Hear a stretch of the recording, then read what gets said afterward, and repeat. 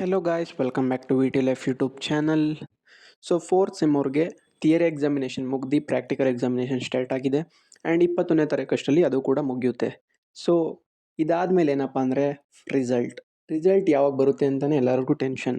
So ಈ ಹಿಂದೆ 6th sem ಅವರಿಗೆ ಎಕ್ಸಾಮ್ ಬರೆದು ಬಂದು 5 ನಿಮಿಷದಲ್ಲಿ ರಿಸಲ್ಟ್ನ ಬಿಟ್ಟರು. ಸೊ ಫೋರ್ತ್ ಸೆಮ್ ಅವ್ರಿಗೂ ಅದೇ ಟೆನ್ಷನ್ ಇರುತ್ತೆ. ನಾವು ಎಕ್ಸಾಮ್ 21st ಮುಗ್ದಿದ ತಕ್ಷಣನೇ ಬಿಡ್ತಾರಾ, ಅಥವಾ 1 ವೀಕ್ ಅಷ್ಟರಲ್ಲಿ ಬಿಡ್ತಾರಾ, ಅಥವಾ 1 ಮಂತೇ ಆಗುತ್ತಾ, ಹೇಳೋಕ್ಕಾಗಲ್ಲ. ಇನ್ನು ಲಾಸ್ಟ್ ಇಯರ್ ಅವ್ರಿಗೆ ಅಂದರೆ ಈಗ 6th ಸೆಮ್ ಇದ್ರಲ್ಲ, ಅವರು 4th ಸೆಮ್ ಇದ್ದಾಗ ರಿಸಲ್ಟ್ ಯಾವಾಗ ಬಿಟ್ಟಿದ್ರು ಅಂತ ನೋಡೋದಾದರೆ ಇಲ್ಲಿದೆ ನೋಡಿ. ಅವ್ರಿಗೆ 21st ಜೂನ್ ಎಕ್ಸಾಮ್ ಮುಗ್ದಿದೆ ಆ್ಯಂಡ್ ರಿಸಲ್ಟ್ ಕೂಡ 30 ಅಷ್ಟರಲ್ಲಿ ಬಿಟ್ಟಿದ್ದಾರೆ. So in between 9 to 10 days ಅಷ್ಟರಲ್ಲಿ ರಿಸಲ್ಟ್ನ ಬಿಟ್ಟಿದ್ದಾರೆ 4th ಸೆಮ್ ಇದ್ದಾಗ ಅವರು. ಸೊ ಈಗ ಅವ್ರು 6th ಸೆಮ್ ಇದ್ದಾಗ ರೆಕಾರ್ಡ್ನ ಬ್ರೇಕ್ ಮಾಡಿದ್ದಾರೆ. 5 ಮಿನಿಟ್ಸಲ್ಲೇ ರಿಸಲ್ಟ್ನ ಬಿಟ್ಟಿದ್ದಾರೆ. ಬಟ್ ತುಂಬ ಜನ ಫೇಲ್ ಆಗಿದ್ದಾರೆ ಅಂತ ಗೊತ್ತಾಯಿತು.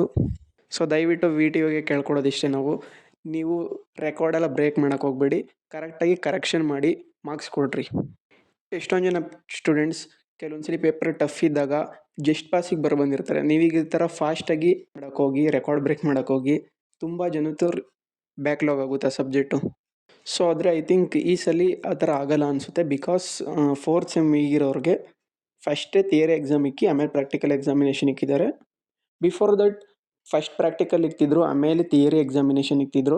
ಸೊ ಥಿಯರಿ ಎಕ್ಸಾಮ್ ಆದಮೇಲೆ ಸ್ವಲ್ಪ ಟೈಮ್ ಬೇಕಾಗಿತ್ತು ಎವ್ಯಾಲ್ಯೂಯೇಷನ್ ಮಾಡೋದಕ್ಕೆ ಥಿಯರಿ ಪೇಪರ್ಸ್ನ.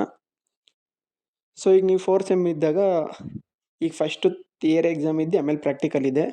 ಸೊ ಇನ್ ಕೇಸ್ ಅವ್ರು ಬೇಗ ಎವ್ಯಾಲ್ಯೂಯೇಷನ್ ಮಾಡಿದ್ರು, ಥಿಯರಿ ಎಕ್ಸಾಮ್ ಆದಮೇಲೆ ಈಗ ಪ್ರಾಕ್ಟಿಕಲ್ ಎಕ್ಸಾಮಿನೇಷನ್ ಮಧ್ಯೆ ತುಂಬ ದಿನಗಳಿವೆ. ಇಷ್ಟೊತ್ತಿಗಾಗಲೇ ಒಂದು 70 to 80% ಎವ್ಯಾಲ್ಯೂಯೇಷನ್ ಮುಗ್ದಿರುತ್ತೆ. ಆ್ಯಂಡ್ ಪ್ರಾಕ್ಟಿಕಲ್ ಎಕ್ಸಾಮಿನೇಷನ್ ಇನ್ನು 21st ಅಷ್ಟರಲ್ಲಿ ಮುಗಿಯೋದ್ರಿಂದ ಆಲ್ಮೋಸ್ಟ್ ಅಲ್ಲಿ ಕರೆಕ್ಷನ್ ಮಾಡಿರ್ತಾರೆ. ಸೊ ಆದಷ್ಟು ಬೇಗನೆ ರಿಸಲ್ಟ್ ಬಿಡೋಕ್ಕೆ ಟ್ರೈ ಮಾಡ್ತಾರೆ. ನಿಮಗೆ ಈಗ 6th ಸೆಮ್ವರೆಗೂ ಆಯ್ತಲ್ಲ, ಆ ಥರ ಅಂದರೆ ಜಾಸ್ತಿ ಬ್ಯಾಕ್ಲಾಗ್ಸ್ ಆ ಥರ ನಿಮಗೆ ಆಗೋದು ತುಂಬ ಕಡಿಮೆ. ಯಾಕಂದರೆ ತುಂಬ ಟೈಮ್ ಇದೆ ಎವ್ಯಾಲ್ಯೂಯೇಷನ್ ಮಾಡೋಕ್ಕವ್ರಿಗೆ. ಸೊ 4th ಸೆಮ್ವರೆಗೆ ಎಕ್ಸಾಮ್ ಸ್ಟಾರ್ಟ್ ಆಗಿತ್ತು 21st, ಥಿಯರಿ ಎಕ್ಸಾಮ್ ಸ್ಟಾರ್ಟ್ ಆಗಿತ್ತು. ಆ್ಯಂಡ್ ಥಿಯರಿ ಎಕ್ಸಾಮ್ ಎಂಡ್ ಆಗಿತ್ತು July 9th. ಸೊ ಅದಾದಮೇಲೆ ಈಗ ಪ್ರಾಕ್ಟಿಕಲ್ ಎಕ್ಸಾಮಿನೇಷನ್ ನಡೀತಿದೆ ಆ್ಯಂಡ್ ಇದು ಮುಗಿಯೋದು ಕೂಡ July 21st. So theory exam ಆದಮೇಲೆ ತುಂಬ ಟೈಮ್ ಇದೆ. ಸೊ ಎವ್ಯಾಲ್ಯೂಯೇಷನ್ ಕೂಡ ನಡೀತಿರುತ್ತೆ. ಸೊ ಇನ್ನೇನು ಪ್ರಾಕ್ಟಿಕಲ್ ಎಕ್ಸಾಮಿನೇಷನ್ ಕೂಡ ಎವ್ಯಾಲ್ಯೂಯೇಷನ್ ಮಾಡಿ ಮಾರ್ಕ್ಸ್ನ ಅಪ್ಲೋಡ್ ಮಾಡ್ತಾರೆ ಅದಕ್ಕೆ. ಸೊ ಥಿಯರಿ ಎಕ್ಸಾಮಿನೇಷನ್ ಬೇಗ ಮುಗಿದ್ರೆ ಆದಷ್ಟು ಬೇಗನೆ ಬಿಡ್ತಾರೆ. 21st ಮುಗಿದ್ರೆ practical examination may be 2-3 days ಒಳಗೆ ಬಿಡ್ಬೋದು. ಇನ್ ಕೇಸ್ ಇವಾಗ ಆಲ್ಮೋಸ್ಟ್ ಅಲ್ಲಿ 70 to 80% ಏನಾದ್ರು ಎವ್ಯಾಲ್ಯೂಯೇಷನ್ ಆಗಿದ್ದರೆ ಮಿಕ್ಕಿರೋ ಸಬ್ಜೆಕ್ಟ್ಸ್ ಥಿಯರಿ ಸಬ್ಜೆಕ್ಟ್ಸ್ ಅವರೆಲ್ಸ್ 1 ವೀಕ್ ಅಷ್ಟರಲ್ಲೇ ಬಿಡ್ಬೋದು. ಸೊ ಒಟ್ಟಿನಲ್ಲಿ 21st ಟ್ಯೂಸ್ಡೇ ಇರೋದು ಅಂದರೆ ಪ್ರಾಕ್ಟಿಕಲ್ ಎಕ್ಸಾಮಿನೇಷನ್ ಮುಗಿಯೋದು. Within that week only they will release the result.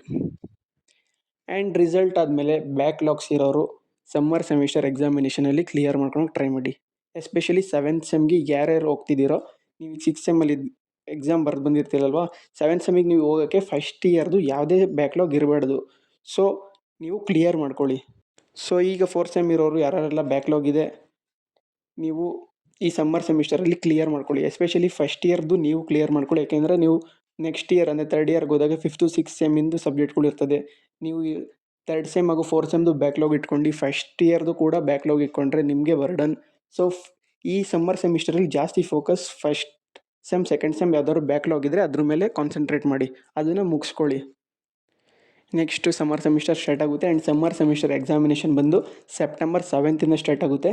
And 5th sem ಕೂಡ ಕಮೆನ್ಸ್ಮೆಂಟ್ ಡೇಟು ಅದೇ ಇದೆ, ಅಂದರೆ 7th ಸೆಪ್ಟೆಂಬರಿಂದನೇ ಕಾಲೇಜ್ ಸ್ಟಾರ್ಟ್ ಆಗುತ್ತೆ 5th ಸೆಮ್ಮಿಗೆ.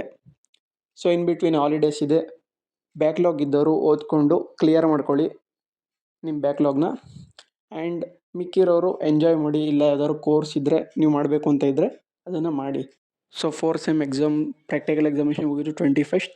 ಸೊ ಅಲ್ಲಿವರೆಗೂ ಇನ್ನೂ ನಿಮಗೆ ಸಬ್ಜೆಕ್ಟ್ಸ್ ಇದ್ದರೆ ಚೆನ್ನಾಗಿ ಬರೀರಿ. All the best. Result within 1 week ಅಷ್ಟಲ್ಲೇ ಬರುತ್ತೆ. So don't worry.